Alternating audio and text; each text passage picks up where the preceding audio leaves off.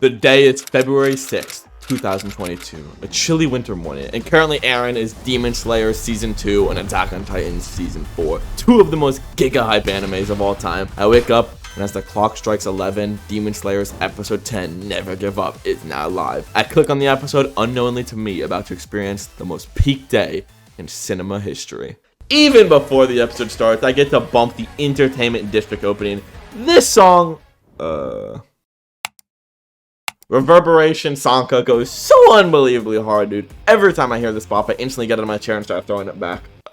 Sorry, I lost my train of thought. The episode starts off with everyone falling to the floor, as it seems everyone other than Tanjiro was murked at the end of the last episode. Tanjiro wakes up from the ground as he's looking around in a mix of concern and confusion. He turns around and is like, alright, good. And Nezuko goes, alright, we should try to escape while the demons are gone. What up, gang? Boy, ain't no way. When I first watched this scene, it genuinely jumpscared me so hard, dude. It reminded me of that one SpongeBob episode where Squidward turns around in his bathtub and gets jumpscared by SpongeBob and Patrick. Also, I know this is off topic, but the fire effect behind them is so unbelievably peak, bro. 8-bit. Animate Block Season 3 like this, and my life is yours. Gitaro's just straight up shit-talking Tanjiro like, all your friends are for sure dead, little bro. Tanjiro's just speechless and like, do you blame him? Just look what's standing over him. If any of us are in the scenario, we're straight shitting ourselves at this sight. This dude Gitaro is a straight sociopath. He starts petting him, and slowly and delicately grabs his hand right before snapping two of his fingers. I beg your pardon? When I first saw this scene, I clenched my cheeks so hard. Tanjiro's like, I ain't built for this, and tries running away. Gitaro's over here confused like, does this motherfucker think he can actually run from me? As he and Doki are just straight up dying of laughter. We get this amazing frame of Gitaro walking towards him in front of the fire, and this guy looks so unbelievably menacing here, dude. This is why literally almost everyone likes Season 2 more than Season 3. Mainly because the upper moods of Season 3 just felt weaker. Even though they were stronger than Gitaro, they didn't have the aura or presence like him. Eventually, our boy starts full desperation, throwing food and wood chips at him, just trying to make anything work. Gitaro just keeps talking crazy to him like, you're ugly, you're broke, you're bitchless. And while he's going on and on, Tanjiro eventually looks up into the sky to pray. Dear God, I know you're supposed to love all your creatures equally, but I'm sending this one straight back to you, as he smashes Gitaro in the face with a head made straight out of netherite. He falls back on the floor, confused why he can't move. Turns out our goat Tanjiro stabbed him with the poison kunai when he headbutted him. So earlier when he was running away, he was actually just trying to find the kunai. And when he threw the bag of food, it was really just to mask the scent of the poison. Bro, forget Light, L, and Lelouch. The real turbo genius in anime is goat Tanjiro. And with this 1 in a million chance he creates, Tanjiro is slowly making headway. Unfortunately, Doki steps up to third party as protagonist. When all looks lost, our glorious God Zenitsu, who is definitely always this cool, comes in saving the day. And y'all, this scene on first watch legit had me jumping out of my chair for joy at the raw aura coming off this guy. Doki's like, I know how fast your move is. I've seen it a million times. Thunderclap and flash. Godlike speed. Godlike what now? Oh my god, bro. Peak fiction. I don't know what it is about speedsters, but they always just steal the spotlight, no matter what form of media they're in. And while he's cutting Doki's head off and Tanjiro's cutting Gitaro's head off, the thing that's pulling everything together perfectly is the soundtrack. The people that make Demon Slayer OSTs cook like they are a poor person on the street, and this is their absolute last chance at life. Unfortunately for our goat, Gitaro finally pulls out the kunai as his strength slowly returns to him. Tanjiro's getting pushed back, and it's looking worse and worse for him, until last second Gitaro gets within 1 nanometer of sending our boy to the pearly gates, as our glorious, sexy, 6'6", perfect physique, golden god Tengen makes his way back into the fight. Let's go, baby! The amount of adrenaline pumping through my veins at this point was damn near max capacity, but it will only keep getting better from here, folks. Apparently, Goat Tengen flexed his muscles so hard it forced his heart to stop momentarily in order to stop the poison from circulating throughout his body. The fight starts and sparks are flying off rip. Gitaro starts full schizoing as Tengen is deflecting all of his attacks at 1 HP with only one arm, bro. They keep going back at it, back and forth as Gitaro kicks him away. Tengen gets right back into the fight, full tackling him through like 16 buildings. Then, of course, we arguably get the most iconic scene in the entire episode. These two beasts just absolutely start going insano style back and forth in one of the most beautiful displays of animation the world has ever seen. The music's volume's increasing, the animation, the full max difficulty of the fight, the screaming like it's Dragon Ball. This is, at least in my opinion, straight up peak shonen action. Tanjiro is watching as he wants to help, and he jumps right back into the fight trying to back up his boy Tengen. And I don't know if I can show this next part on YouTube, but as he jumps in, Gitaro hits him with one of the most diabolical slashes I have ever seen. I think everybody who watched this scene at home cringed at this moment, just imagining how truly painful this was. You know who didn't care about the pain though? Goat Tanjiro, as he dropped one of my most favorite lines in the entire show.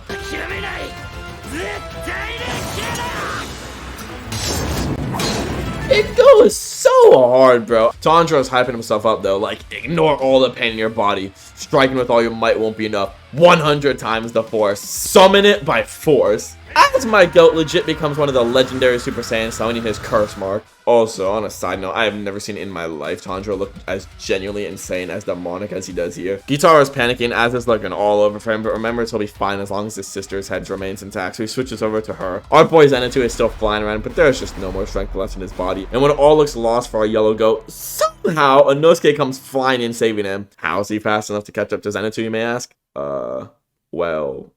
who cares? He did it anyway. How did he survive a fatal strike to the heart, you may ask?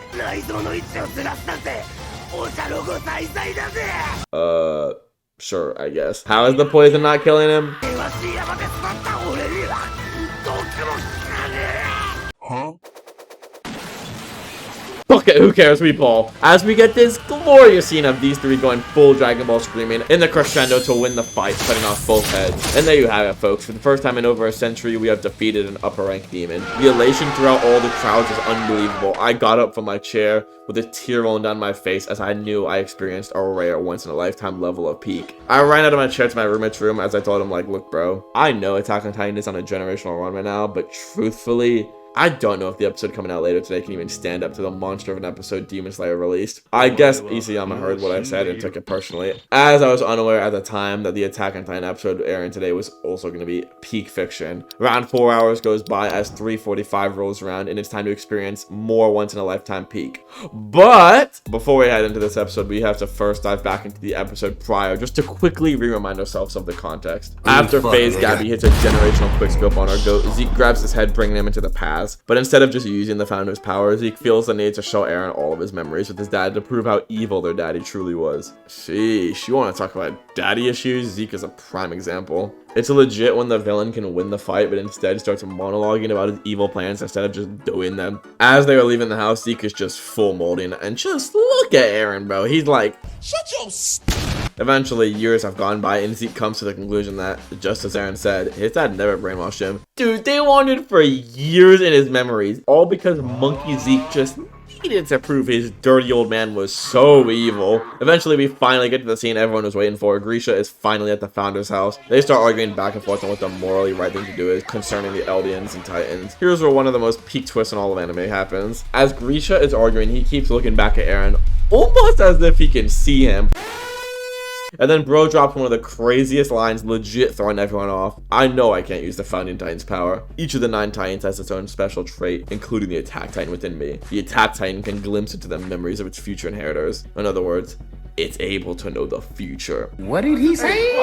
Excuse me, what the actual fuck? And as he's about to steal the Founding Titan, he stops. Everyone, including me watching this moment, was in pure shock and confusion. Impossible. Grisha's supposed to take the Founder and slaughter this family. The past can't just change. Bro has absolutely zero motivation to fight, so the question becomes, what happened all those years ago? And then one of the most biggest plot twists in modern anime, Eren steps down talking to his dad, gassing him up into killing the family. All this time, Zeke thought Eren was a victim of his dad, but the truth is Grisha was a victim of Eren's madness. Legit peak cinema, dude. His dad just goes completely schizo, basically telling Zeke to stop Eren and that everything will go his way from now on. They cut back into the past, and now we can finally go to episode 80 from 2,000 years ago. Off-rep Eren T-poses on little bro, asserting utter dominance. I don't know why he did this, but I just find it hilarious. Bro's just hitting random Fortnite BM poses on his brother for fun. Zeke at this point is like, yo, this motherfucker crazy. We are executing the plan right now. No more delays. He yells at Ymir to make all Eldians unable to reproduce to commence with his euthanization plan. She starts walking away as Eren full schizos out, breaking out of his chains, trying to talk to her. Right as he's about to make contact with her, we get a flashback from over 2,000 years ago to Ymir's past and origins. She was just a small girl in the village when out of nowhere, Dope, Thorkel, and Askeladd appeared over the horizon, taking over.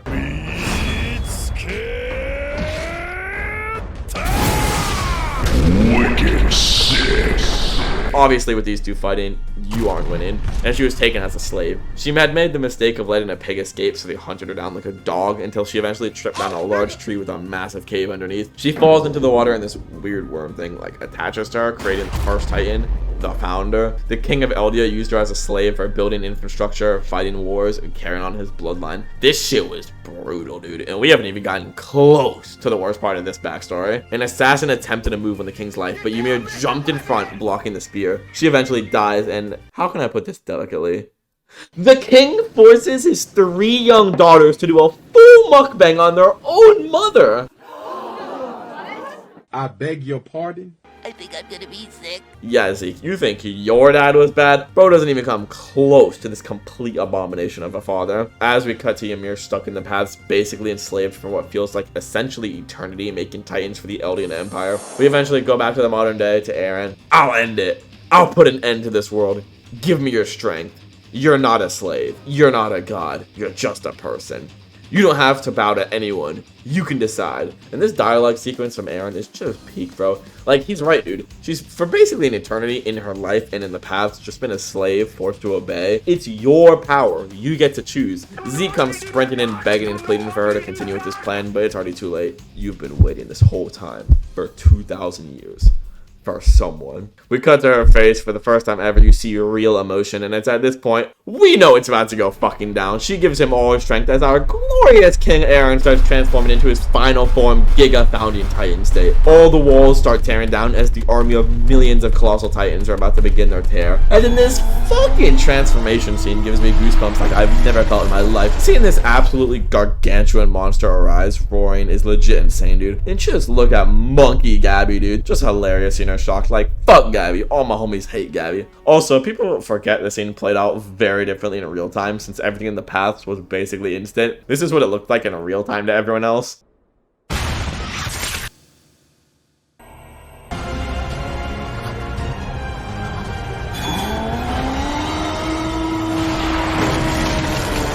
Dude, call me a monkey caveman all you want, but the average person is very simple. They see massive monster they like. This thing exuded aura and was beyond insane to see for the first time. A creature that makes colossal titans look tiny in comparison. And just to refresh your mind, this is what a colossal titan looked like compared to a city. Armin starts getting hyped saying that Eren won and has the founder. He tells Mikasa that Eren's going to use the titans to attack the global alliance assembly in Marley to end the war.